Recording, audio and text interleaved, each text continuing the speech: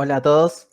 Bueno, acá estoy nuevamente con el amigo Javier Pérez Nieto, al cual le agradezco inmensamente que esté acá de nuevo acompañándome en este canal. Para mí ya sabe que es un honor tenerlo, por más que en algún que otro punto, en algún que otro asunto, digamos, podamos tener por ahí eh, distintas miradas. Quiero aclarar que ante todo tiene que haber siempre respeto, o sea, nunca vamos a coincidir con alguien al 100%, pero eso no significa que tengamos que caer en la idiotez esta de acusar al otro de, uy, sí, este es un desinformador, este no sabe lo que está diciendo, estupideces así, porque si no caemos en lo que a veces nosotros mismos criticamos en lo demás, que es, por ejemplo, cuando nosotros decimos algo y nos acusan de conspiranoicos o cuestiones así. Vieron cuando, por ejemplo, ahora que está la pandemia, la cuarentena, las vacunas y todo eso, cuando, por ejemplo, cuestionamos el tema de la vacuna, por ejemplo, dando razones válidas, enseguida nos acusan de, uy, este es un conspiranoico, este es un no sé qué, y nosotros nos quedamos como, ¿qué? O sea, te estoy hablando con datos, no soy un loco. Bueno, acá es lo mismo, o sea, por más que nosotros tengamos una mirada X sobre algún asunto, hay que aceptar el punto de vista de los demás y también saber reconocer que podemos estar equivocados. En esta ocasión vamos a hablar de economía y de algo que tocamos en el anterior programa, perdón, de forma un poco somera, que era el tema del milagro económico alemán y, bueno, economía en general, ¿no? Yo le aclaré a Javier en aquel programa que mi visión, al menos sobre la cuestión económica del nacionalsocialismo, no era desfavorable, ¿no? O sea, que tenía una visión bastante, y tengo una visión bastante positiva de lo que es eso, pero acá Javier preparó una serie de material que quiere presentar. Y bueno, a lo largo del programa iremos debatiendo, viendo las posturas distintas, los datos, y bueno, vamos a ver qué sale. Bueno, bienvenido Javier nuevamente. Hola, Sofir. Muchas gracias, bien hallado. Bueno, Javier presentó una serie de imágenes de diapositivas. Acá vamos a compartir la pantalla. Y bueno, Javier, arranca cuando quieras con la presentación y a lo largo y vamos viendo, vamos charlando. Vale, lo primero, antes que nada, decir que, bueno, para esta gente, estos que hemos dicho, esta gente que no, que son, o sea, solo rebundan propaganda y fanatismo, eh, este trabajo, esta presentación, está basada en una muy extensa bibliografía. Antes te lo he enseñado. Libros que están a favor, libros que están en contra, tal. Utilizo todo, o sea, los datos de todos ellos. ¿Vale? O sea, Claro, no es que sea una idea que yo tenga de antemano, ¿vale? O sea, claro, es la sí, sí, conclusión lógica a la que nos llevan los datos, claro. ¿vale? Y por eso titulo El milagro alemán, 1932-1939, otra mentira más, ¿vale? Porque además no resulta de ser curioso que los alemanes llevan mintiendo toda la vida y ahora resulta que no, que se han vuelto Claro. de aquella manera y ya no, ¿no? Bueno, Mm. pues espero que no haya problemas con la presentación. Voy a ciegas y comenzamos con ella. Dale, dale, empezá. A ver. Bien, el milagro alemán. ¿Se movió la diapositiva? Confírmame. Sí, sí, sí, sí, Bien, se ve. vale. Bueno, pues primer punto, ¿no? El sistema económico de la Alemania de la época. Quiero hacer otra aclaración. Muchas veces, por sintetizar, digo Hitler, ¿vale? Quiero que se entienda que me estoy refiriendo al régimen, no a la persona, ¿vale? Claro, Salvo que haga una alusión directa a Hitler. Por ejemplo, Hitler debía tanto dinero al fisco, claro, ¿vale? sí. En general hay que entenderlo como el régimen, ¿vale? Es una generalización, digamos. Eso es. Bueno, pues Adelante. el primer punto es que el sistema económico era una pseudo-autarquía de corte socialista, ¿vale? Alemania no podía ser autárquica per se porque dependía de la importación de alimentos, por la climatología de Alemania, ¿vale? O sea, en España puedes plantar durante todo el año, no en todas las zonas, pero en Alemania no es así, ¿vale? Más tarde, viendo que esta autarquía no funciona, se convierte en una economía mixta que mezcla el libre mercado, capitalismo, con una fuerte intervención estatista, ¿no? Que es el fracaso socialista. Segundo punto, las cifras de desempleo fueron maquilladas adrede para aparentar mejoría. En el mejor y más óptimo de los casos, el resultado a cuanto al desempleo se refiere quedó de la siguiente manera. En 1932 habría 5,6 millones de parados. En el 33, 4,8. En el 34, 2,7. En el 35, 2,1. En el 36, 1,6. En el 37, 900.000. Y en el 38, 400.000. Esto, a tenor de los datos, evidentemente es una broma pesada y de mal gusto por parte de Hitler, ¿vale? Ya que Alemania no parte de una cifra de 5 millones de parados, sino de un total de 20, el 30% de la población. Una población de 60 millones, 20 millones de personas estaban paradas. ¿Cómo se alcanza la cifra de 5 millones? Pues se cogen los 20 millones, se le restan los 300.000 judíos a los que se les prohíbe trabajar, y nos da 19,7 millones. Dividido entre dos, aproximadamente el 50% de las mujeres a las que también se le prohíbe trabajar. Esto nos da 9,85 millones. Y luego se parte entre dos por los infantes, adolescentes, viejos, presidiarios, etcétera, etcétera, etcétera. Lo cual arroja un monto de 4,925 millones, ¿vale? Aproximadamente 5 millones. Hitler, le hace Hjalmar, cuenta 2 veces la población inactiva y prohíbe el trabajo al 51,5 aproximado de la población activa. Tanto es así que los ingresos a las carreras de medicina o de derecho crecen exponencialmente, porque ya no quedan ni médicos ni abogados. ¿Por qué? Porque eran judíos a los que se les ha prohibido trabajar. Factores que influyen en esta cosa del desempleo y la economía alemana, milagro alemán. Como ya he dicho, uno, la prohibición de trabajar a los judíos y la retirada de la nacionalidad, ¿no? O sea, no son nacionales, no forman parte de los parados. Los judíos eran básicamente medio millón, de los cuales activos solo eran 300.000. Todo esto son cifras aproximadas, ¿vale? Y esto equivaldría más o menos al 1,5%, ¿vale? Claro. La prohibición de trabajar a las mujeres, que es aproximadamente el 50% de la población activa, ¿vale? Serían 9 millones, 85.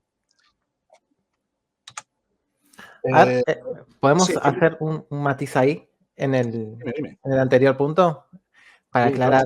Para aclarar una cosa.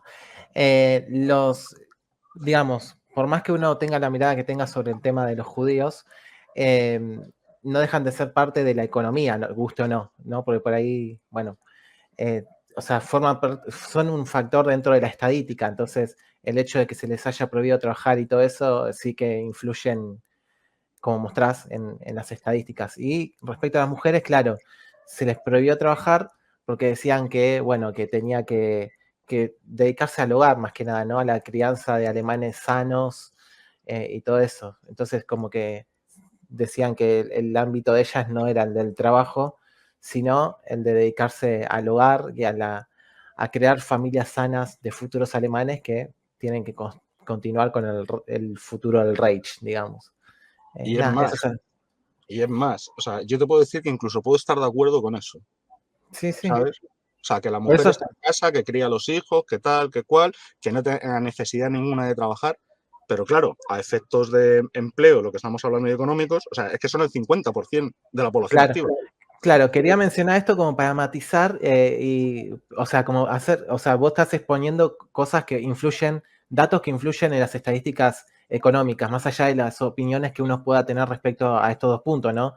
Al tema de si uno opina que está bien que la mujer trabaje o que los judíos trabajen o no. Independientemente de eso, vos lo presentás como factores que influyen en las estadísticas de la economía, nada más. Eso quería decir. Eso es. Bueno, pues seguimos. El tercer punto es la creación de campos de trabajos obligatorio, ¿vale? O sea, el campo de trabajo obligatorio por el plato de comida. O sea, esclavismo. O 74 horas semanales durante 6 meses para jóvenes entre 18 y 25 años con posibilidad de reenganche. O sea, es decir, si un muchacho con 18 años cumplía esos 6 meses y no encontraba un trabajo, o sea, el Estado no le proporcionaba un trabajo, porque hemos de recordar que los trabajos los daba el Estado, o sea, claro, toda la economía se basa en el estatismo socialista, pues seguía trabajando en estos campos, evidentemente, hasta los 25 años. Si a los 25 años no encontraba, pues bueno, entraba, entre comillas, preso, vamos a decir, ¿vale? A mitad del tiempo laboral, con el mismo incentivo, hubiera habido menos paro, ¿vale? Porque hasta eso hicieron mal. O sea, si X trabajadores igual N horas laborables, o sea, las 74, cuando N partido 2, o sea, las horas laborables, pongamos que son 35, a mismo incentivo duplicarías el número de empleados, ¿vale? O sea, sería si X trabajadores igual N horas, cuando N partido 2 a mismo incentivo, 2X trabajadores, ¿vale? Los empleados en los campos de trabajo estatales eran contados como empleados pese a no recibir sueldo. No se les pagaba. O sea, se les daba el plato de comida, o sea, se les mantenía vivos para seguir trabajando. En 1934 se forzó a los universitarios a servir en estos campos al menos 10 semanas desde el segundo curso. O sea, además de la carrera, en el mejor de los casos, regalarían al Reich un año de su trabajo, un año de su vida trabajando en cómputo global, ¿vale? Y, a su vez, cuentan como empleados, pese a ser universitarios que están estudiando, ¿vale? Sí, también trabajan, ¿vale? Pero trabajan en un campo de trabajo estatal, Claro. por el que no perciben un salario. Claro. 4. La no aceptación de una oferta laboral estatal era penada con cárcel o con el envío a campos de trabajo estatales en función de la edad. De 18 a 25 te mandaban a campos y si tenías más de 25 a la cárcel. Y un preso no cuenta ni como parado ni como activo. Un preso es un preso, o sea, está al margen de la sociedad, ¿vale? No cuenta. 5. La industria bélica del comercio y rearme, lo que hablábamos el otro día, para la guerra en ciernes, ¿no? Porque toda esta economía se basa en una guerra futura, que es planeada como medio de recuperación económica, es lo que hace que, digamos, de algún modo el desempleo disminuya, ¿vale? Porque todo el Estado, todo el aparataje estatal, se pone a servicio de esta industria bélica, ¿vale? De esta preparación para la guerra. Claro, economía de guerra se dice. Efectivamente. De hecho, un ejemplo de ello es que en 1932 solo había 3.200 empleados en la industria aeronáutica Junkers frente a los 246.000 de 1938. ¿Por qué? Porque esto se debe a la nacionalización de la empresa, ¿vale? 6. La construcción de autovías a cargo del Estado prometió generar unos 600.000 puestos de trabajo, ¿vale? De los cuales solo se ocuparon 120.000. Pero, ¿por qué? Porque no se pueden construir autovías y vías férreas indefinidamente dentro de un espacio finito. Claro. Por eso se expropia, se nacionaliza la Junkers aeronáutica. Dicen, coño, es que no podemos estar construyendo, llenando de hormigón a Alemania. Claro, no, es que no se puede, es inviable. Al menos Fiscalidad. al menos que, al menos que se hayan ideado alguna especie de mega ciudad, no sé, muy medio delirante, ¿no? Pero bueno. Sí, bueno, o nazis en la luna, sí, ¿por qué no? ¿Sabes? Pero la cosa es que dentro de un espacio finito no te puedes desarrollar infinitamente. O sea, desarrollar entendiendo, claro. O sea, a ver, hay que plantar patatas. Si aquello lo cubres de hormigón, ya me dirás cómo. Claro, claro. Claro. Y estamos hablando de la época, ¿sabes? Hoy avanza la tecnología y hace falta menos espacio para obtener la misma producción. Pero estamos hablando de 1932, ¿vale? Claro, sí, sí. Fiscalidad. La tasa impositiva de los empresarios de 1932 al 40 era del 65%, porque la filosofía nazi era que lo paguen los ricos. Y por ricos se entendía al empresario. Un dogma socialista donde los haya, que lo paguen los ricos.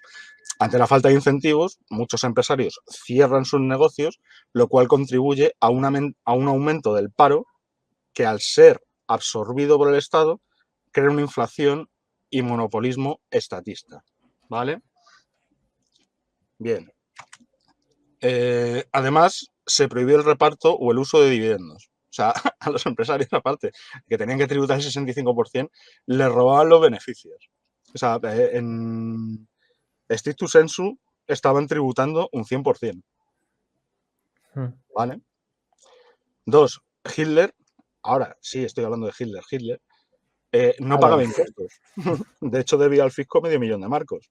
Sí, el problema es que, a ver, cuando él no era nadie, o sea, cuando solo era un pintor, ¿vale? Pues claro, o sea, ¿qué propiedades tenía? Pues nada. El problema es cuando ingresa al poder. Claro. Y puedes ver los papeles, vamos, o sea, están en internet. Después lo voy a buscar, a ver qué onda. Sí. Efectivamente. Y además harás bien.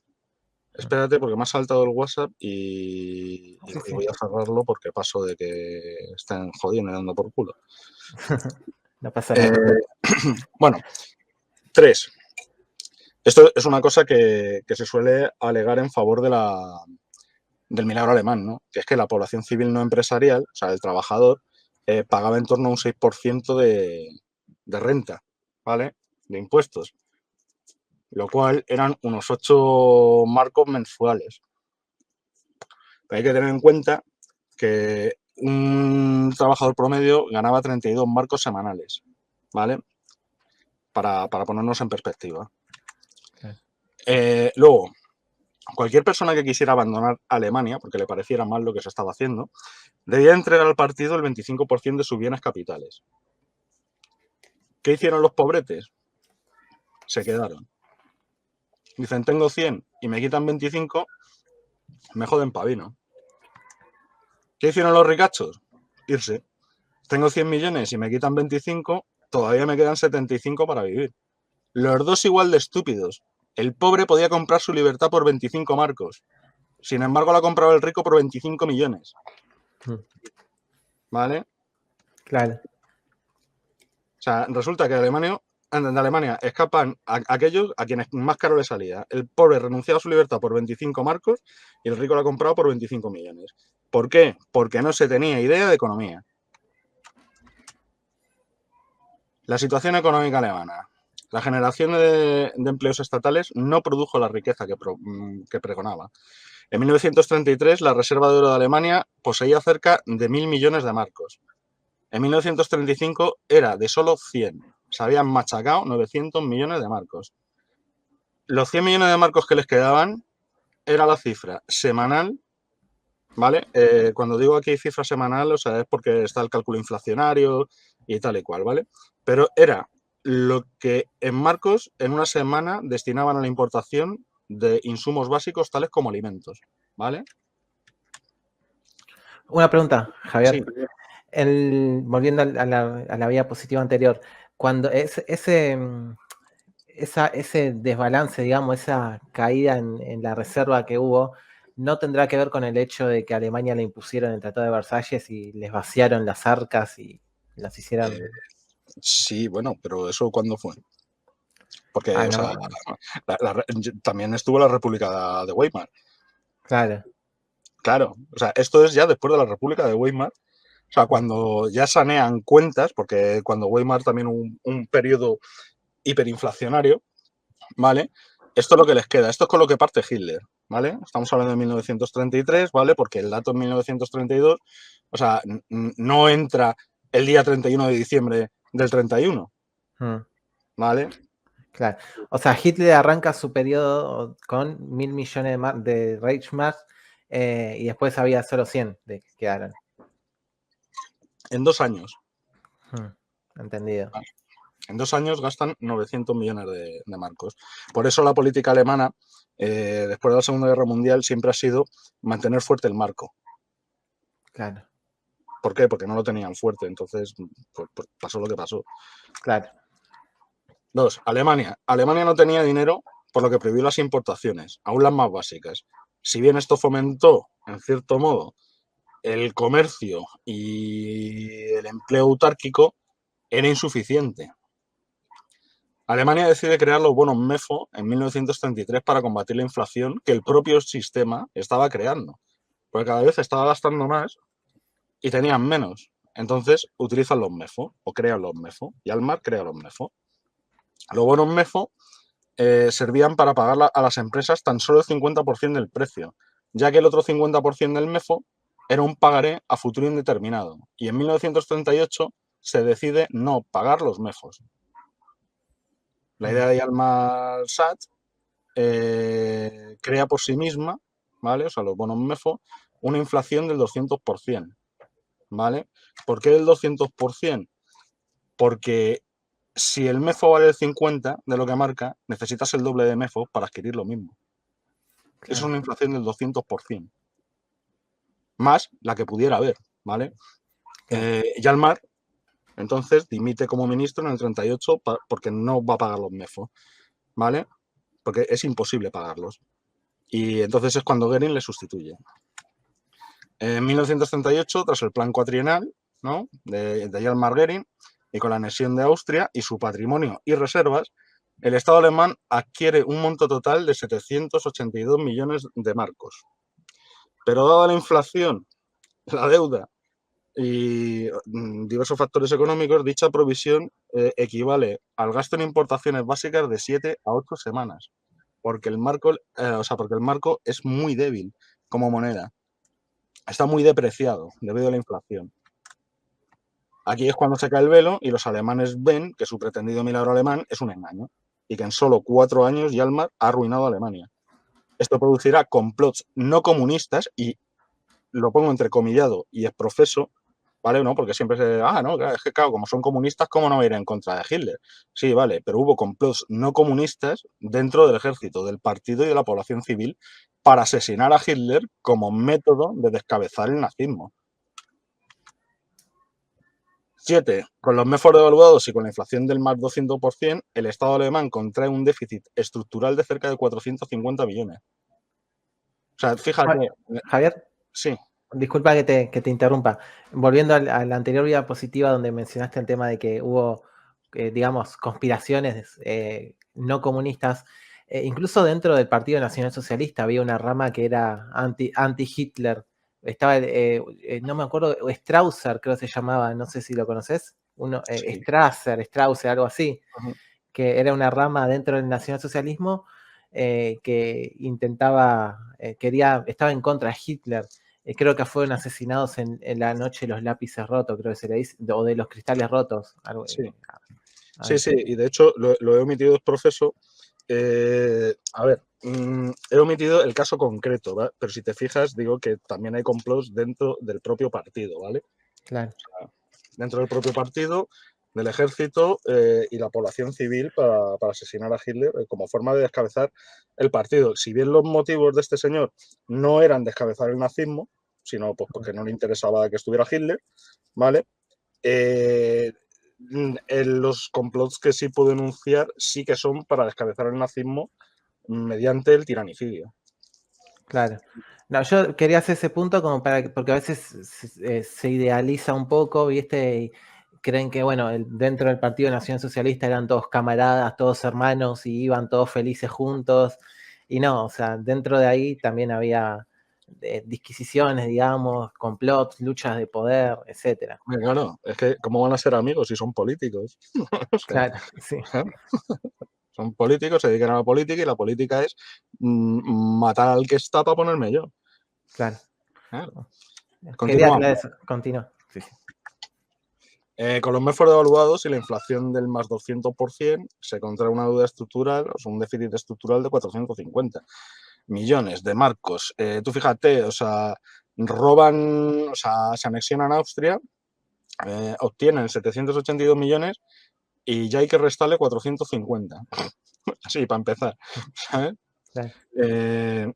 Estos 450 millones es aproximadamente el doble que la República de Weimar, ¿vale? Y en el super periodo inflacionario, la hiperinflación que tuvieron, era de 262 millones de marcos, ¿vale? O sea, ya dobla. ¿Qué significa esto?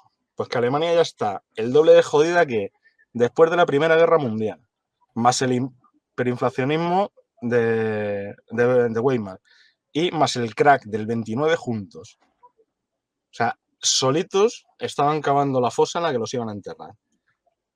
A esto yo le añado que cada vez que se cobra un MEFO, dada la inflación sube y el valor del MEFO baja. O sea que si en un origen solo equivalía al 50%, pues los últimos cobros de MEFO, ¿vale? O sea, antes del 38, pues ya se decide no pagar MEFos, pues podemos estar hablando de que valían el 20% de lo que marcaban.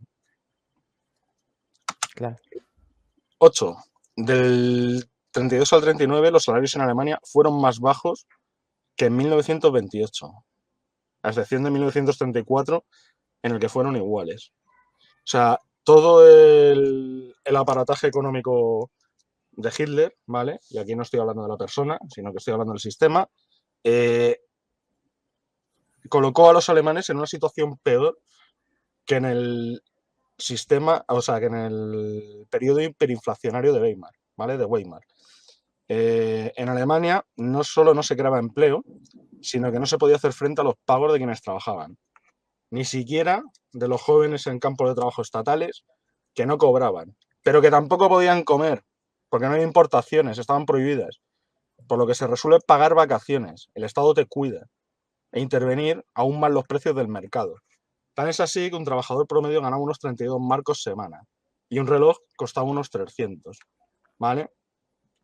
Con 9 semanas de trabajo te comprabas un reloj. Sin embargo, un Volkswagen, el coche que nunca existió, costaba solo 990 marcos y podía ser financiado a 5 marcos semanales. Nunca se entregó un Volkswagen a las más de 336.000 personas que lo solicitaron y que se gastaron el dinero en ello. Esto era porque había MEFos, porque la gente ya no quería los MEFos, no se podían pagar los MEFos. Y además, fíjate, un reloj valía 300 marcos y un automóvil 900. Estabas vendiendo muy por debajo del coste de producción. O sea, eso solo puede acabar en ruina. Las pretendidas vacaciones pagadas, si bien eran sufragadas por el Estado, porque la población civil, como ya hemos visto, no tenía ni para silbar, estaban organizadas a tal punto que los trabajadores solo podían elegir entre las 3 opciones que el partido proponía y que per se eran adoctrinantes. O sea, las vacaciones pagadas eran vacaciones vicarias, o sea, para recibir doctrina del partido en los sitios que determinaba el partido. Tenemos aquí una tabla también de lo que ingresaba el sistema, de lo que gastaba y la deuda que contraía, ¿vale? Podemos ver que del 32 al 33 se ingresan 6,6 millones, se gastan 9,2. Del 33 al 34 se ingresan 6,8, se gastan 8,9. Del 34 al 35 se ingresan 8,2 y se gastan 12,6. Del 35 al 36 se ingresan 9,6 y se gastan 14,1. Del 36 al 37 se ingresan 11,4 y se gastan 17,3. Del 37 al 38 se ingresan 13,8 y se gastan 21,4. Del 38 al 39 se ingresan 17,7 y se gastan 22,9. Y esta tabla está hecha con los datos más favorables a la economía del régimen, ¿eh? Podían ser los datos peores. ¿Cómo se traduce esto? Pues esto se traduce... Vaya. Bien. En que en Alemania del periodo de 1932 al 38, aun ingresando 17,7 millones, se deben 31,1. O sea, no hay que deducir los 17,7. Eso ya están gastados. O sea, ingresando 17,7, todavía debían 33,1. ¿Vale? Vamos con... Ahí estamos. Alemania triplicó su deuda en 6 años. No era más rica, socapa de haberse anexionado Austria. Alemania no podía hacer frente a sus pagos si practicaba la esclavitud estatal. Alemania ha de ir forzosamente a la guerra. Goering quería hacerlo en el 40. pero se adelantó casi un año debido a lo que estamos hablando. La inflación, el consumo, tal y cual. Los Javier, universitarios, ¿sí? cuando decís ahí que Alemania quería la guerra, ¿a qué? O sea, ¿te referís a cuando se pone a anexar Polonia y todos los territorios que le habían quitado? O lo que fue la Segunda Guerra Mundial, digamos, contra Inglaterra y todo eso. A ver, la Segunda Guerra Mundial es una consecuencia lógica, pero la idea de cualquier facción socialista, o sea, del socialismo, independientemente de su signo, es ir a la guerra, siempre. Independientemente de si te han anexionado territorios, o sea, si te los han quitado, si patatín o patatán, porque vale bien. O sea, la geopolítica es importante, pero la idea es estar en guerra perpetua. Claro, lo que pasa es que, o sea, por ejemplo, hay varios discursos donde Hitler dice que fue Churchill y otros quienes instigaron la guerra, ¿no? Y que como que él no quería. Sí, claro, o sea, la Segunda Guerra Mundial sí, claro. Claro. Claro, lo que pasa que lo que estaba diciendo es que me están dando por el culo y no me gusta. No, ya, claro, y cuando estabas dando por el culo tú, ¿qué? Ah, Claro, o sea, es que es un doble rasero. Como digo, los universitarios son obligados a recibir formación militar y a trabajar durante 10 semanas anuales en los campos estatales. Alemania pretende financiarse con la rapiña y las requisas de bienes y propiedades de los vencidos. La teoría de espacio vital de Leverhulme de 1900, o sea, de 1890. Para su desgracia, el sistema, o sea, Hitler, no fue capaz de crear más allá de 4,5 millones de puestos de trabajo para 20 millones de parados. O sea, básicamente el 25%. Para el que no sepa nada de economía, el paro actual se puede absorber mañana mismo. Pero hay que devaluar la moneda y sostener el sistema de forma artificial con una burbuja inflacionista. MEFOS. Lo cual lo que hace es trasladar el problema en el tiempo y agrava la situación a futuros, ya no por el consumo total de las reservas estatales, sino por el endeudamiento progresivo a la extinción de las mismas, que es lo que estamos viendo que le pasaba a Hitler. O sea, estaban ingresando 17 millones cuando, aun ingresándolos, todavía tenían que pagar 33,1. Ejemplo ilustrativo. Vamos a ver. Nadie niega que se pueda absorber el paro de forma inmediata mañana. Lo que pasa es que esa absorción de paro no es sostenible. Usted puede, con gasto público, colocar a todos los parados, pero si luego ellos, cuando gastan el dinero y en general todos los agentes económicos, no sostienen esa estructura productiva artificialmente, lo que ha hecho es posponer el problema a costa de hacerlo más grave. ¿Se ha oído? sí. Bien, continúo. Tanto es así que Hitler, el 22 de agosto de 1939, diría que no tenemos nada que perder, tenemos todo por ganar. Nuestra situación económica es tal que solo la podemos mantener por unos años más. Goering puede confirmar esto. Debemos actuar. Esto es un discurso de Hitler, ¿vale? Claro. A modo ilustrativo lo llamo el llanto del payaso, ¿vale? Este es Charlie Rivel, que fue apodado el payaso de Hitler porque en 1935 pues, actuó para él, ¿vale? La presencia de Charlie Rivel, el payaso de Europa nacido en el pueblo catalán de Cubellas, impulsor de toda una familia de artistas, ha sido siempre motivo de gala en Price. Su entrada mímica tradicional de niño ingenuo ha hecho las delicias de 3 generaciones, pero Charlie Rivel nunca más volverá a pisar esta pista porque el circo de Price desaparece.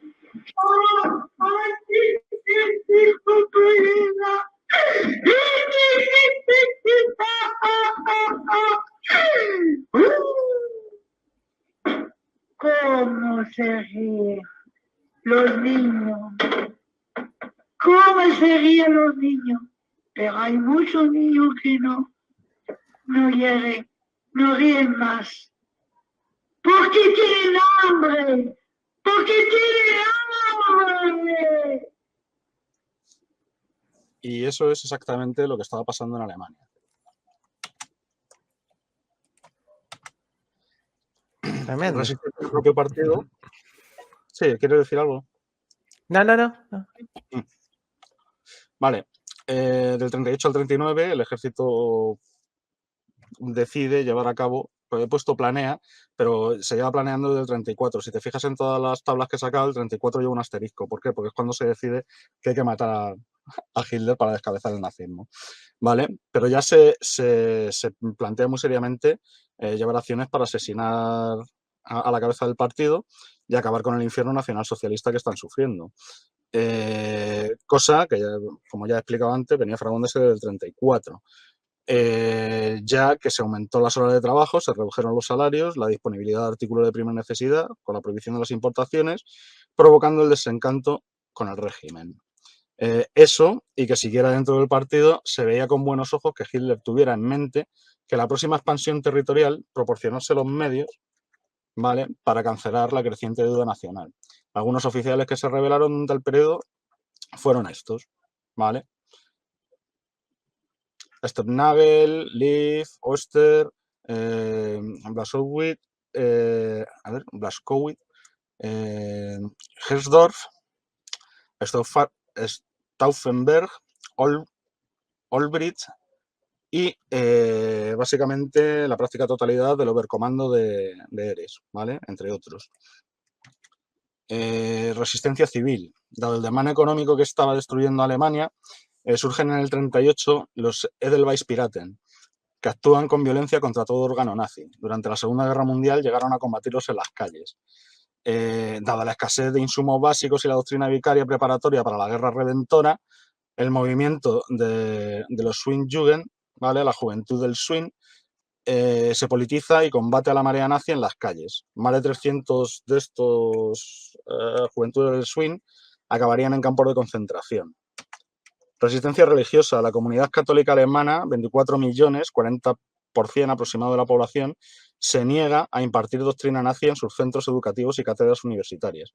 En 1940 se fundará la Rosa Blanca como forma de resistencia pasiva, en tanto que no violenta. O sea, nosotros no te queremos asesinar, pero es que no vamos a hacer lo que nos dices, ¿vale?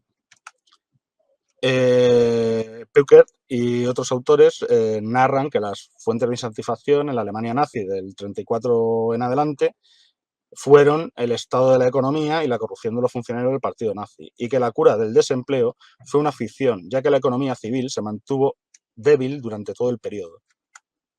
La economía de precios fijos, o sea, fijados por ley, con salarios más bajos que en la década anterior y una grave escasez debido a la prohibición de las importaciones, es lo que había. El llanto del payaso, los niños tienen hambre. Todo esto antes de la guerra, el plan cuatrienal de Hjalmar Göring.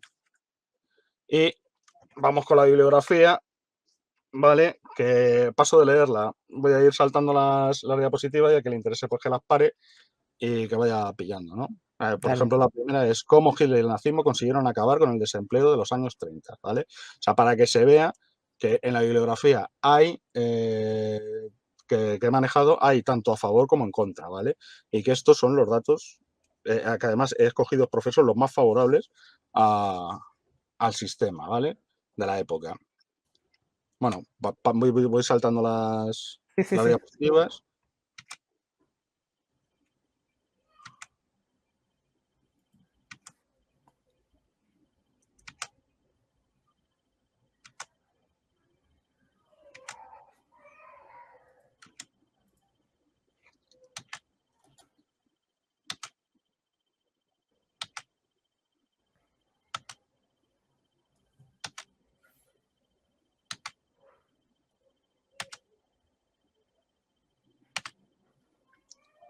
Bien, y con esta acaba el primer bloque, que es la situación económica en la Alemania de Hitler, ¿vale? Sí, sí. Vamos a ir con la segunda parte, que la segunda parte es... bueno, vamos a hacer un receso, ¿vale? Voy a ir a por otro poco de agua. Dale. Vale, y ahora enganchamos. Paramos 2 minutos y seguimos en un toque. Valiendo. Bueno, ahora continúa Javier con su exposición hablando de economía básica, digamos, para que se entienda un poco mejor todo, lo que por ahí no somos tan ávidos en economía. Bueno, adelante, Javier. Sí, es una breve clase sobre economía básica para que se entienda un poco por qué el milagro alemán no era tal y además era inviable, ¿vale? Voy a poner como ejemplo, tú que eres argentino, un caso hipotético en producción de mate, por ejemplo, ¿vale? Sí. Lo vamos a dividir en 5 etapas, ¿vale? Que sería la quinta etapa, que sería el crecimiento y la siembra, la cuarta, recolección, secado y almacenamiento, la tercera, envasado, la segunda, distribución y la primera, consumo, ¿vale? Esto se ordena así en la economía per se, ¿vale? Pero se puede ordenar de cualquier otra manera. Utilizan la etapa de consumo, la marcan como la primera y todas las que se alejen del consumo, ¿vale? Van a aumentar, ¿no? Pero esto es irrelevante, ¿vale? Lo digo por si a alguien le suena raro. Bien, pues tenemos lo siguiente. Tenemos que en la etapa de cultivo hay un coste de producción de 10, hay unos gastos de 9 y hay un interés de 1. En la cuarta, unos costes de 20, un gasto de 8, un interés de 2. En la tercera, un coste de 30, un gasto de 7, un interés de 3. En la segunda, un coste de 40, un gasto de 6, un interés de 4. Y en la primera, un coste de 50, un gasto de 5 y un interés de 5. Para el que no se dé cuenta, yo se lo explico. Si sumamos 10 y 9, ¿vale? Obtenemos un interés de 1, pero si a 20, o sea, perdón, a ver, lo voy a explicar de otra manera. Si cogemos el coste 10, le sumamos 20, tenemos un interés de 1, sí. Si cogemos 20 más 8, ¿vale? Tenemos un interés de 2. ¿Por qué? Porque también tenemos que meter, ¿vale?, el gasto del coste anterior. O sea, en la etapa cuarta hay unos costes de 20 porque se está pagando, ¿vale?, el coste anterior. Así la tabla, ¿vale?, nos da una renta en salarios de 35, ¿no?, que sería sumar el gasto 5, el 4, el 3, el 2, el 1, ¿vale? La renta neta, pues es GX a GN, ¿vale? O si se quiere, GN hasta G1, ¿vale? Vale. Nos da una renta neta en beneficios de 15, ya que interés 5 más 4 más 3 más 2 más 1 igual 15, ¿no? 1 más 2 más 3 más 4 más 5, ¿vale? Y es lo que hemos dicho antes. O sea, la renta neta 2 en beneficios es igual a IN más hasta I1, ¿vale? Vale. La renta neta total es de 50, ya que 35 más 15 son 50, que siempre es igual al gasto en bienes de consumo. O sea, las rentas, o sea, los beneficios que hay en las etapas anteriores, con los salarios, con tal, con cual, porque claro, estamos contando el salario del trabajador como un beneficio suyo, ¿vale? Siempre es igual al gasto en bienes de consumo. Por otra parte, la renta bruta es de 185, ya que el coste 5 hasta el coste 1 suman 185. La fórmula, pues eso, CN más hasta C1 más R1, ¿vale? Hay que sumarle la renta neta de salarios. Cuando consume la renta bruta, te empobreces. El bien capital pierde valor. La renta neta es lo que da para vivir. Con estos datos podemos calcular un ahorro bruto de 135, ya que de C5 hasta C2 más R1 son 135. El ahorro bruto o gasto en bienes de producción siempre es mayor que el gasto de consumo, ¿vale? De hecho, el número de trabajadores y la cantidad empleada en las etapas alejadas del consumo siempre es mayor. Ejemplo, un supermercado tiene a 6 cajeras para 2.500 personas a las que nadie les vende nada, porque son ellas las que escogen los artículos, los productos que se van a llevar.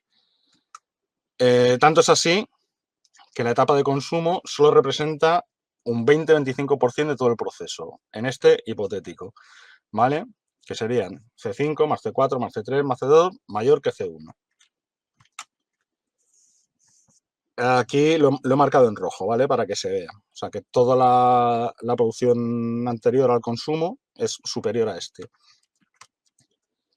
Imagina ahora que se interviene el mercado y que se obliga a vender el mate en lugar de a 50, a 10. O un Volkswagen por 990 marcos. ¿Cómo puedes vender el mate en la etapa de consumo, que son incurriendo en costes 50, al precio de cultivo? No puedes. Bueno, por poder puedes, pero no debes. ¿Por qué? Porque no vas a cubrir gastos, no vas a cubrir nada. Vas a empobrecer, te vas a comer la renta bruta. ¿Vale? Decía Machado que cualquier necio confunde valor y precio, y eso es lo que le pasa al interventor. Es el precio el que marca el coste, no el trabajo. En este ejemplo, el consumo es de 50, en tanto que todo el gasto anterior es 135. El tipo de interés se calcula mediante la siguiente fórmula. CN, ¿vale? O sea, el coste menos el gasto igual a porcentaje de gasto. De modo que para C5, si acaso me voy a la tabla para que se vea, ¿vale? O sea, estamos en la etapa 5, el coste 5, ¿vale? Con el gasto 5, porcentaje de gasto 5, ¿vale? Pues nos daría un interés del 11,1 periodo. Para C4 lo mismo, para C3 lo mismo, para C2 lo mismo y para C1 lo mismo. O sea, hemos calculado un tipo de interés, ¿vale? Que es el beneficio real en un 11,1%. Vale, las etapas de producción, patatín y patatán. Esto lo que hace es evidenciar que el sistema económico de Adam Smith, o toda la teoría de explotación socialista, son pamplinas y delirios de simple mortal, ¿no? Como puede ser el calvinismo de Adam Smith. Porque ¿cómo es posible que distintas tasas de explotación, ¿vale? Como ya vemos, o sea, el cultivo, la recogida, el envasado, la distribución, con sus empleados, con sus horas de trabajo, con sus sueldos y tal, ¿vale? Se obtenga el mismo beneficio. Porque omitiéndose tantos factores como hay en lo económico, no se puede calcular. Ningún sistema socialista posee una teoría de cálculo económico. Ninguno. La idea es yo vivir bien y los demás que arren. No hay cálculo económico porque no se tienen en cuenta todos los factores que intervienen antes del consumo. ¿Cómo se baja el tipo de interés? ¿Cómo podemos bajar el tipo de interés? ¿No? Porque nos suena que es una cosa muy mala. Pues atacando a C1. Si tú ahorras en el consumo, por ejemplo en el mate, o sea, decides no comprar tanto mate, el mensaje que están mandando es, esta cosa no es imprescindible, hagan otras. Ahora, si yo soy el Estado y te digo, tienes que comprar mate a cojones, estás aumentando el tipo de interés. ¿Y esto para qué? Pues porque V es igual a R partido de I. ¿Qué? ¿Cómo te quedas? Pues así me he quedado yo. Donde V es el valor capital de un bien de duración ilimitada, R es la renta anual e I es el tipo de interés. Por ejemplo, un departamento en alquiler por 1.000 unidades monetarias mes a un tipo de interés del 10% nos da un valor capital de 120.000 unidades monetarias. ¿Qué pasa si se baja el tipo de interés porque hemos atacado al consumo? Porque si el tipo de interés baja a la mitad, debido al ahorro, tenemos que a un departamento en alquiler a 1.000 unidades monetarias mes, a un tipo de interés del 5%, el valor capital es de 240.000. O sea, es exactamente el doble. O sea, a mitad de tipo de interés, el valor capital se dobla. Ahora bien, si tu departamento en propiedad vale el doble y decides que ya eres rico y aumentas el consumo, ¿qué es lo que consigues? Subir el tipo de interés. En consecuencia, devalúas el bien capital. Por eso hay tanta gente que teniendo un montón de dinero, por ejemplo, a gente que le toca la lotería, se arruina. Porque se dedica ¿a qué? A consumir. Consumiendo aumenta el tipo de interés y devalúa el valor capital. Claro. Lo vuelvo a explicar. Valor capital es igual a la renta partida del interés. Si la gente demanda mate, al ser una producción finita, el precio sube. ¿Por qué? Porque quien más pague se lo lleva. Si la gente no demanda mate, el precio baja. ¿Por qué? Porque no se vende. Porque Claro. ocupa un espacio. Hay una producción en ciernes que también ocupará un espacio, tendrá que ser distribuida, envasada, secada, etcétera, etcétera, etcétera. Entonces, si no lo demandas, el precio baja. Y por tanto el tipo de interés, lo cual hace aumentar el valor capital de tus bienes. Si decides cultivar mate para absorber parte de la demanda, por ejemplo, bajas el precio porque hay más, lo cual actúa en tu contra, porque te arruinas tú y arruinas a los que había antes que tú. En consecuencia, la población queda sin mate. O sea, no hay pan, ya, vamos a producir más. Bueno, espérate. Espérate, que no todo se arregla interviniendo en el mercado y diciendo que hay que producir más de esto. Mira, ¿qué ha pasado durante el coronavirus? El barril de petróleo llegó a estar a menos 35 dólares. Es decir, ibas a por un barril de petróleo y además te regalaban 35 dólares. ¿Por qué? Por lo que hemos dicho. No había demanda, o sea, la gente no se movía, no tal, no había demanda y aquello, había una producción, había un estocaje, un almacenamiento, un tal, y dicen, tío, te lo regalo, llévatelo porque si no, no puedo tirar con lo siguiente. Claro. Claro, esto nos dice que el precio siempre es una variable dependiente, ¿vale? Mm. Que no por ofertarse más o por demandarse va a mantener un valor estático, sino que es al revés, que va a fluctuar dentro de un margen más o menos amplio, ¿vale? Por eso no debe de haber un intervencionismo estatista que fije precios de ningún tipo a ninguna cosa. ¿Por qué? Porque ahora dice el Estado, no, tenéis que comprar todo en mate.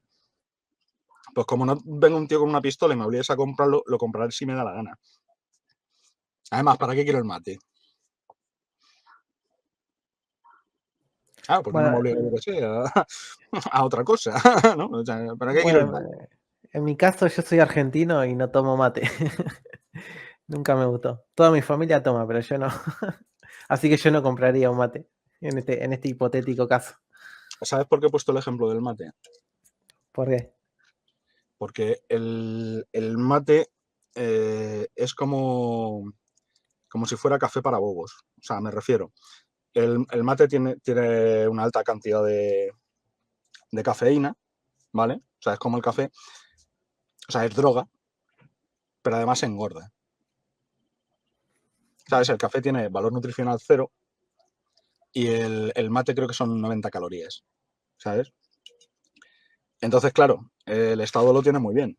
Si te obliga a comprar droga, te crea una dependencia, ¿sabes?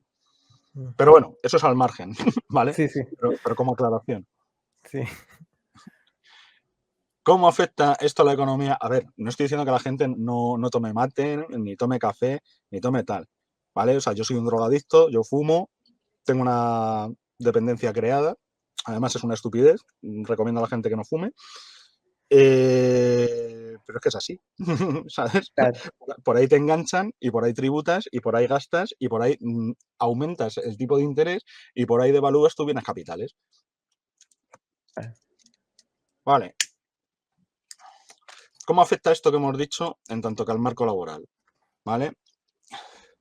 Pues que al atacar el C1, el ahorro, las etapas más alejadas del consumo han de prescindir de obreros, que serán sustituidos por máquinas, por ejemplo, ¿vale? O sea, el mensaje que mandas es no hace falta esta cosa, entonces no invirtáis en producción. O sea, los empleados, tal.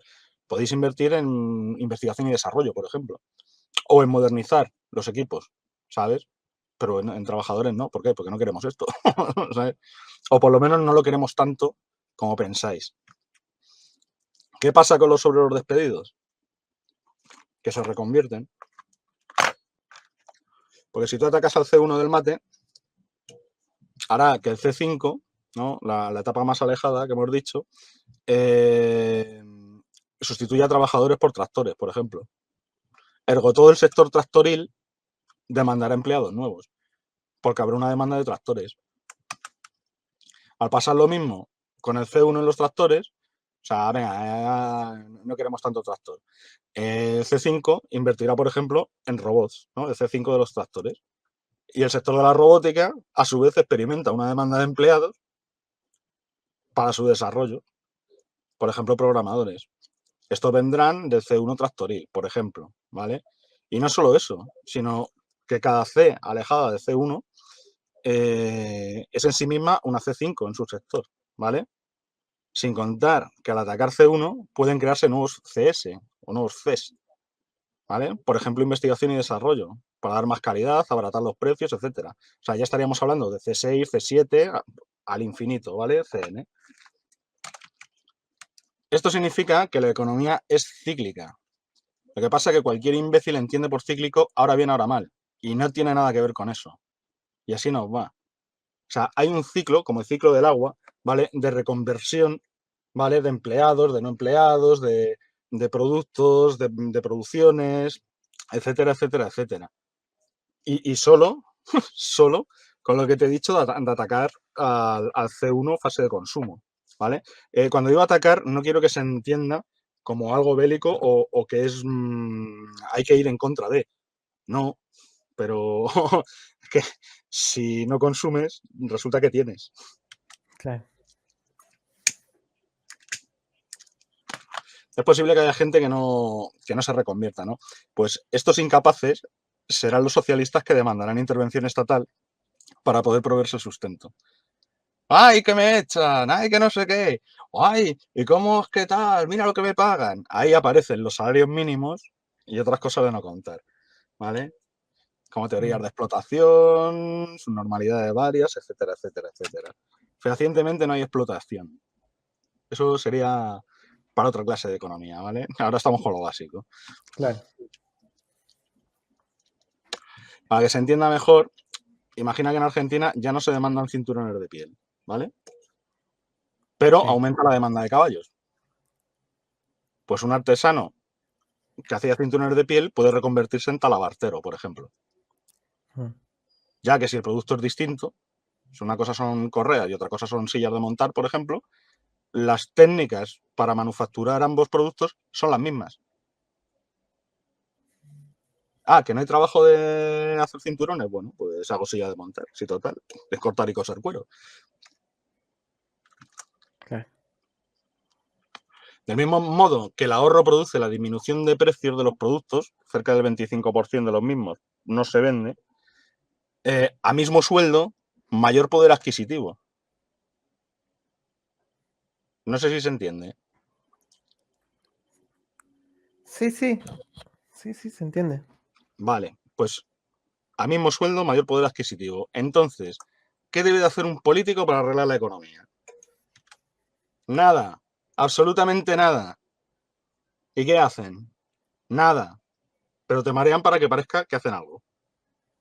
Eres tú quien controla el gasto mediante el ahorro. O sea, la forma de que Argentina sea rica es no gastando. Los políticos no sirven, solo roban. O en caso peor, te convencen para aumentar tu consumo. Keynesianismo, por ejemplo, que es socialismo republicano. Eso, si no meten sus pezuñas de estado de cochino que tienen, ¿vale? Para controlar los precios e imponer producciones estúpidas que no satisfacen demanda alguna. Un politicastro argentino dice: qué bien, en la Argentina hemos aumentado el gasto social para comedores populares. ¿Qué diría Mafalda? Qué mal que aumentó la pobreza y aún les cobran por mantenerles pobres. Intervención estatista, socialismo. Al reducir el consumo de un bien, reduces la I, ¿vale? Que son los beneficios, el tipo de interés. en C1. Por tanto, bajan los precios y aumentas tu poder adquisitivo. Dicho de otro modo, un peso que te ibas a gastar y un peso que no te has gastado son 2 pesos que tienes. No, pero no es así. Sí, sí que es así. Porque al reducir el tipo de interés aumentas el valor de tu bien capital. A ver, he puesto el ejemplo de un bien capital, digamos, ilimitado, ¿no? O sea, como pueda ser un piso, ¿vale? Es verdad que el piso necesita reparaciones y necesita tal, pero en principio un edificio puede durar eternamente, salvo que pase algo. Claro. Pero ¿qué es el dinero? En tanto que no lo gastes, duplica su valor. Bueno, duplica, o sea, aumentará su valor en función del tipo de interés. Claro. Claro. Que eso es lo que no entienden las economías socialistas, porque como no tienen teoría del cálculo, no pueden calcular. Claro, a lo único que se dedican es a gastar. Y entonces, como gasto mucho, necesito más. No. Gasta menos y lo que tienes valdrá más. Bueno, aumentar el consumo es crear un artificio que en última instancia conformar una burbuja por la que los que no intervinieron, o sea, tú, yo, los pobrecitos obreros alemanes y tal, tendrán que claudicar, ¿vale? Y con claudicar, digo, pagar con lo que no tienen a sus excremencias, a los que gastaron, so pena de muerte. Por eso se le da dinero a los negritos, lo que se llaman ayudas al desarrollo, o renta básica universal, muy socialista ella, para mantener los pobres y dependientes, para mantener una economía mayoritariamente de consumo, con ahorro nulo. ¿Para qué voy a ahorrar? Si ya vienen los blanquitos a darme dólares y buenos electrodomésticos. ¿O para qué voy a ahorrar si el Estado me sacude todos los meses la gallina? Claro. Entonces, ¿qué pasa? Que el dinero, como bien capital, digamos ilimitado y tal y cual, irá perdiendo su valor porque irá aumentando el tipo de interés, porque la economía es de consumo, porque no hay ahorro. Si el ejemplo del mate lo trasladamos, por ejemplo, a la Junkers aeronáutica alemana de la época, cabe preguntarse, ¿cuántos obreros alemanes poseían un avión en propiedad? Pues ninguno. Claro. ¿Y a cuántos de ellos les hacía falta tener uno? A ninguno. A ninguno. ¿Y cuántos alemanes podían dedicarse a la pesca en lagos y ríos para poder comer? ¿O cuántas costureras podían ejercer como tales? 0. ¿Cuánto acero se dedicaba a la construcción de anzuelos o agujas? 0. Se invertía en aviones. A ver, esto es una exageración, ¿vale? Claro, sí. ¿Vale? Pero es para que se entienda. Si bien esto es una exageración, nos sirve de ejemplo ilustrativo de lo que realmente estaba pasando en la Alemania de 1932 al 38. El sistema Claro, nazi... todo estaba basado en una economía de guerra, digamos, básicamente. A ver, me pasa que la gente confunde rearme con economía de guerra. Si una economía de guerra es ahorro. O sea, no gastar. ¿Por qué? Pues porque no hay, coño. Eso es así de simple. Sí. Claro. Y aquí, pues he hecho un chascarrillo, ¿no? El sistema nazi, PSOE en España, estaba más cerca de la China comunista actual que de cualquier otra cosa. Esto es interesante, ¿vale? Comprender esta tabla o este gráfico es súper necesario. Sobre todo con lo que estamos hablando de estatalización de empresas y patatín y patatán. Vemos una campana de Gauss, ¿vale? Una curva en la que hay marcados 3 puntos, ¿no? Tenemos en un eje la empresa, tenemos en otro eje los trabajadores. Resulta que si yo tengo una empresa, como puede ser la del mate, y voy metiendo trabajadores, vemos que la curva crece exponencialmente. Cuanto más trabajadores voy metiendo, más voy produciendo. Eso es lo que, hasta llegar al punto, ¿vale? Que es el trozo verde, donde pasa a ser rojo, que eso es el óptimo. A partir de ese óptimo, cuando la curva deja de ser cóncava y se vuelve convexa, o al revés, que ya con el calor no sé ni lo que digo,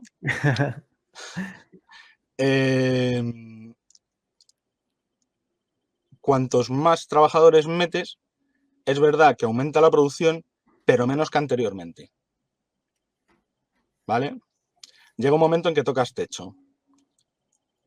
Tienes el mercado copado, ¿vale? Por así decirlo. Imagínate que eres una multinacional, la Coca-Cola, ¿no? Pero en mate, ¿sabes? La marca de mate que hay allí, que sea ilustrísima y famosa. Vale. Esa línea azul es la proyección de la empresa, ¿vale? O sea, para mantenerte al mismo nivel de producción que en el techo, que en el vértice de la campana, tienes que dedicar toda tu inversión a mantenerte igual que estás. Y es más, si vas metiendo más trabajadores, ¿qué le pasa a la curva? Que ya no produces. Incluso es contraproducente. Todo se lo comen los trabajadores. ¿Qué es lo que hace Hitler? El sistema. Interviene la empresa, por ejemplo la Junkers, y empieza a meter trabajadores. Entonces, ¿a qué lleva eso? A la caída de la curva. Claro. Es que estamos hablando de que cuando empieza el sistema había 3.200 trabajadores en la Junkers y cuando acaba el sistema había 200 y pico mil, 246.000 creo que eran. Claro, o sea, aquello no puede funcionar jamás. En un momento hay un discurso de Hitler, no me acuerdo, no sé en qué año era el discurso, ¿no? Pero le habla al pueblo, digamos, y habla del desabastecimiento que estaba habiendo en toda Alemania de muchos productos, de muchas cosas que uno necesitaba para el día a día, ¿no? No, pero Y si iban de puta madre, ¿no? No era el milagro. claro, pero esto es, ahora se me vino a la mente el discurso ese donde Hitler le dice, bueno, hay que resistir, porque tal, porque cual, pero sí estaban sufriendo un desabastecimiento y dicho por el mismo Hitler. Lo pondría de hecho editado acá, pero YouTube lo censuraría, solamente por ser Hitler. Pero sí, hay un discurso de él donde habla del desabastecimiento y de la situación dura que estaban pasando. Coño, pues haz una cosa, ponerse a Hitler hablando y le pones abajo el letrero. Claro. Sí, sí. Después vemos. Sí. Continúa. Vale. Estamos aquí con el gráfico. ¿Vale? ¿Qué nos dice este gráfico? Pues que lo mejor que puede hacer un empresario, una vez ha superado el óptimo, es cerrar. Por eso, ninguna empresa debe ser rescatada. Hay una crisis, venga, vamos a rescatar empresas. Por ejemplo, bancos. No, Sí. que quiebren, que se vayan a la mierda. No, porque lo que estás haciendo es más grande el agujero. Y por eso el pez chico se come al grande. Porque si volvemos a la gráfica anterior, hasta el óptimo podemos considerar una pyme, ¿no? Pequeña y mediana empresa. Claro. Hasta el techo podemos considerar una gran empresa. ¿Quién produce proporcionalmente más? La pequeña empresa. La pequeña empresa se acaba comiendo a la grande. Claro, si es libre mercado. Si hay intervención estatista, no. Claro. ¿Por qué? ¿Qué hacen los estados? Además, es cojonudo. ¿Sabes lo que es la ley antimonopolios? Sí, sí, la promovieron en Estados Unidos para justamente contra la familia Rockefeller, ¿no? Porque ellos habían acaparado el negocio petrolero, la Standard Oil y todo eso. Bueno, pero eso, a ver, en cierto modo, hay un momento en que si tú montas una empresa, es un monopolio per se. O sea, si yo, por ejemplo, ahora invento los plumbers, ¿vale? Como los he inventado yo, solo los produzco yo. Claro, sí. ¿Vale? O sea, que tampoco hay que ser necio. Claro, sí. Y esto hablando en cómo te habla el Estado. Pero es que la ley antimonopolios te dice que si tú vendes más caro que la competencia, está mal. Si vendes más barato, es competencia desleal. Y si vendes al mismo precio, es confabulación. Entonces, ¿a qué pollas estamos jugando? Claro, intervención estatista. Cabe destacar que la ley antimonopolista se puso en Estados Unidos, que supuestamente es el emblema de la libertad, o sea, los liberales siempre lo ponen como modelo a seguir a Estados Unidos. Porque los liberales no saben que no son liberales. Vamos a ver. O sea, a ver, yo conozco muchos liberales que llevan pines o camisetas o de Adam Smith. Digo, tú no eres liberal, tú lo que eres es medio un bobo, ¿sabes? O sea, porque menos liberal que eso, claro. Además, a ver, a ver, tiene que quedar claro. República. República es una forma de gobierno, ¿no? Sí. Y la república se basa en un régimen estatista, ¿no? Sí. Pues si defiendes el Estado no puedes ser liberal. Nunca. O sea que un sistema, un gobierno liberal, digamos, no, o sea, es contrafáctico porque no puede estar en una república, ¿no? Decís. Claro, lo que pasa es que el problema viene de que un norteamericano no entiende por liberal lo que un español. Claro. Claro, sí, sí. Claro. Y a eso juegan. Pero vamos, o sea, que lo he dicho antes, o sea, son republicanos, el keynesianismo, socialismo republicano, que se basa en que el Estado obligue a aumentar el consumo de la población. Por eso Biden, cuando ha entrado en el gobierno, ha impreso 3 trillones de dólares. Sí. Eso va a crear una inflación de caballo. Claro, porque sí, hay más dinero, pero vale menos. Claro. Keynes, entre paréntesis, como un dato de color, profundo admirador de Thomas Malthus, ¿no? Entre otras. Sí, sí, sí, sí.